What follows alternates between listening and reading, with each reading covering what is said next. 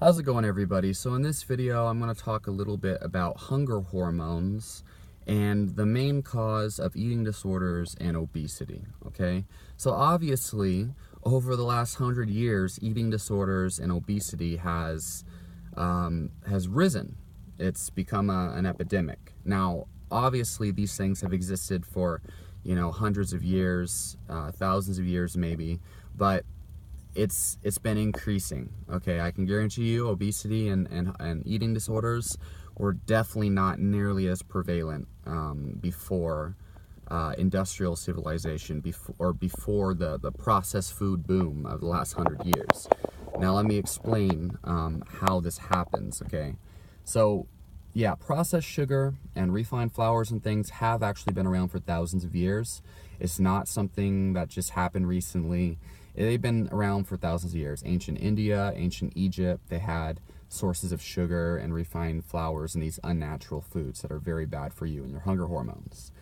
But basically, the American diet is, I'd say the average American, I've seen statistics. I've seen statistics that range from 50 to even 70% of the average American's diet is carbohydrates. Okay, 50 to 70% of calories comes from carbohydrates, okay?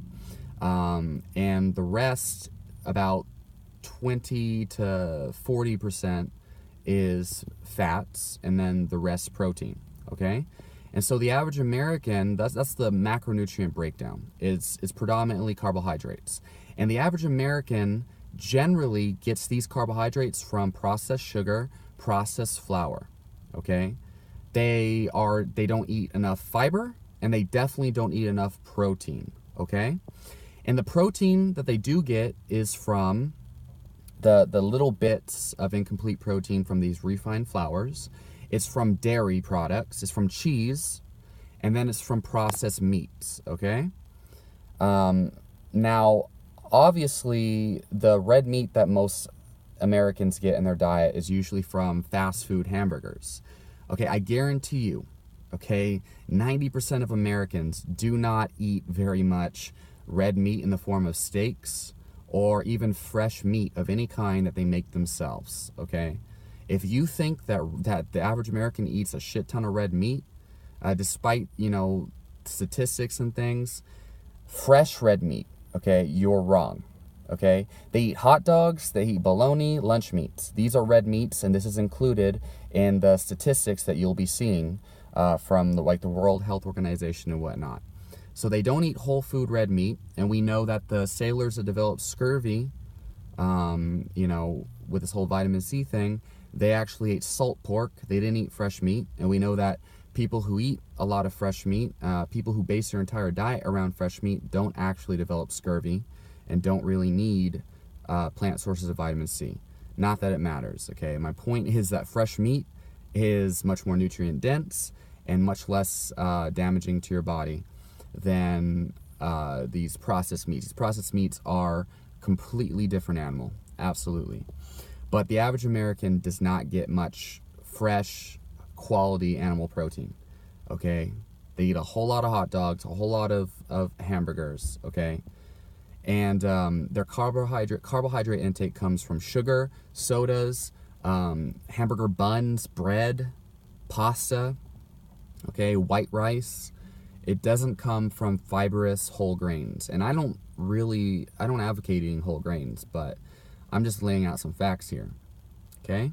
So they don't eat enough fiber, they don't eat any real protein, and they hardly eat any protein as it is, even though most of the protein comes from processed foods in the first place. They eat a lot of chips, okay? And a lot of cheese. Lots of cheese, that's where the majority of their saturated fat comes from, all right? And by the way, fresh red meat as well as eggs actually contain a large amount of monounsaturated fat, and a lot of their fat is actually more monounsaturated fat than saturated. And there's different types of saturated fats and monounsaturated fats. Some saturated fats, actually a lot of saturated fats, have been directly linked to high cholesterol and heart disease, but not all saturated fat contributes to this, okay? There's stearic acid, palmitic acid, lauric acid, caprylic acid, and the list goes on. There's different types of fatty acids within each category. Omega-3, polyunsaturated, monounsaturated, saturated. So anyone who just says saturated fat causes heart disease, don't know what they're talking about. They need to be more specific than that, okay?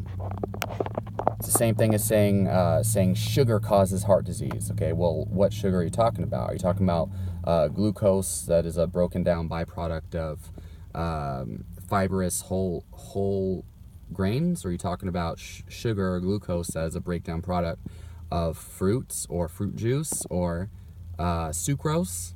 Okay, you got to specify, okay? Anyway, hunger hormones, okay? You have leptin and you have ghrelin, okay? And leptin and ghrelin are completely responsible for your appetite, okay? If you eat a diet that promotes a balance of hunger hormones, then you're less likely to overeat, okay? Some foods that balance out your hunger hormones are going to be higher protein foods and higher fat foods. Fiber as well. Fiber and protein and fat, okay? They balance out your hunger hormones. I would love to see you try to eat 1 pound of lean chicken breast. It is very hard to eat that much, and it's very hard to eat anything else. And a pound of chicken breast is something like maybe 800 calories. And if you eat that, you probably will not be hungry for another 8 hours. Okay, and that's because protein is extremely satiating, and also protein has a greater thermogenic effect, which burns more calories. So sure, 800 calories is the amount that you're ingesting, but the amount that's actually contributing towards your energy storage, fat storage, is much lower than that, because protein, I think it takes about 30% of your ingested calories to burn off that, to digest that protein. It's pretty incredible. But a high protein diet will increase your satiety, and a high carbohydrate, low protein diet will actually increase your hunger and increase your appetite.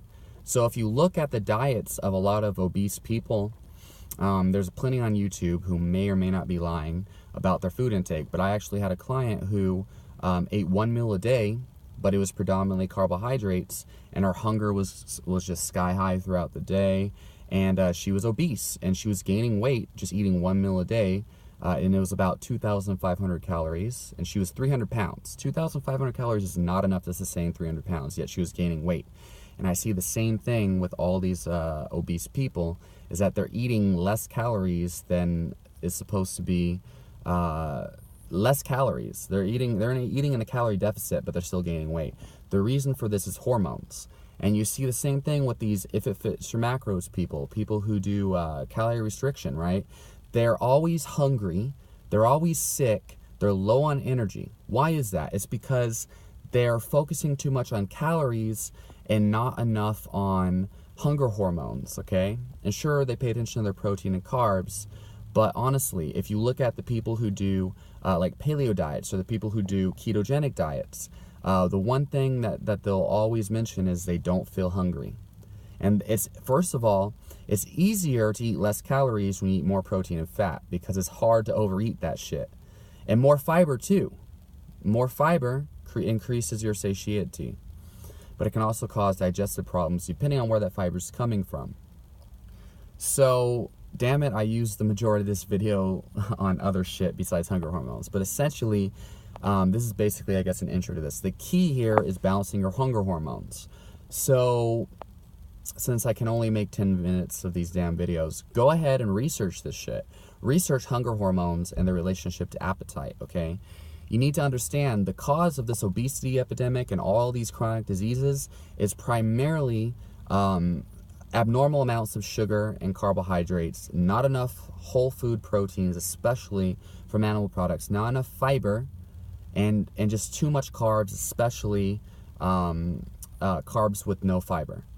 Okay, so do your own research. I recommend a good start is the work of Lauren Cordain, the founder of the paleo diet. You don't have to eat a paleo diet or a carnivore diet or anything like that to experience great health. Just follow these principles, okay? Let me know what you think down below. Tell me your experience, and I'll talk to you on the next video.